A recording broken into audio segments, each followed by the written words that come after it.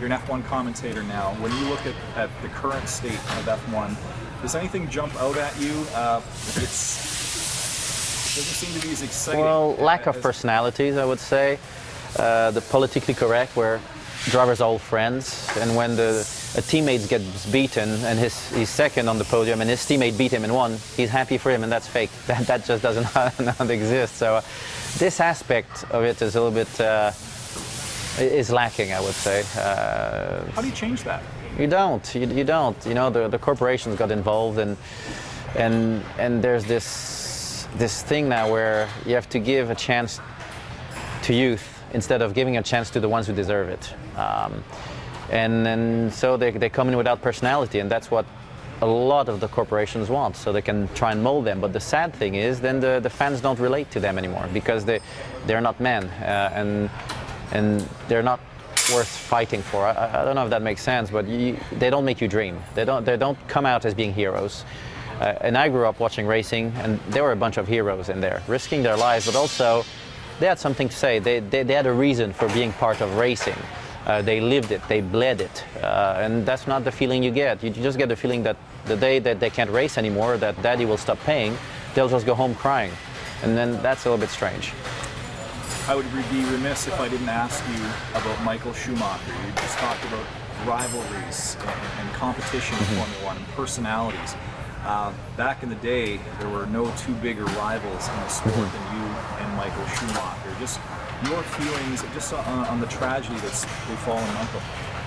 Well, it's terrible, because he spent his life pushing the limit, and he was very good at it, and nothing ever, well, you know, he broke his legs once, but in general, with all the risks he was taking, he was always somehow stepping above it, and even went motorbike racing and survived that. And then he had just a crazy, stupid skiing accident.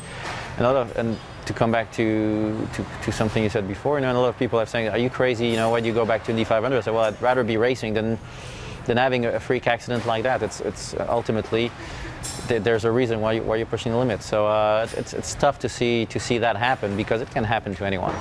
Is there one incident, one time in your relationship with Michael that stood out above all others, whether it was on the track or off the track? It was mainly off the track, I would say. On the track, you know, he was a fierce fighter, not always clean, but you knew what you were up against, so you just prepared for it. And same as winning the Indy 500, then it was a battle of wills, and you just had to surprise someone mentally, even if it was on the racetrack, to win the championship. So that was fun, and you could figure your way around it. It's more what happened after the incident that got us as nemesis, I would say, because he tried to salvage the situation using the media, and that's when we really fell out. Did you become friends after you both had left? We never became friends, but there was always a lot of respect, both on the racetrack and other, so that was fine. There was never an issue. We could always socialize. Everybody thought that we were big enemies, but we weren't, because there actually was a lot of respect. Who's the best driver in the world right now?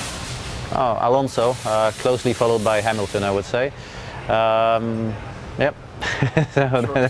Well, talking about F1, yeah. I don't know enough about the IndyCar drivers, because I tried to follow it in Europe, but it's not that easy, and I've been traveling like crazy as well, so that would be difficult to judge. How do you like your new gig, racing, the rally? The rallycross, that's amazing, that's fun. We have 600 horsepower in short tracks, and it's aggressive. I haven't done a race yet, so that's next week. So that's just another extreme area in racing. It has nothing to do with open wheel racing, with Formula. It's quite different from NASCAR as well, even though that's probably helpful, being able to lean and bang the car into others. I guess it gets closer to ice racing, which I did for a few years. So that's you know, what's been fun after stopping F1 is I could try my hand into different types of racing, which while I was in F1 I thought I could never drive other type of car. I got so focused, and that's what I'd been doing for 15, 20 years, and I didn't think I could drive anything else. So I got used with time to just receive a phone call, jump in a car, and get up to speed quickly, and that's been very useful.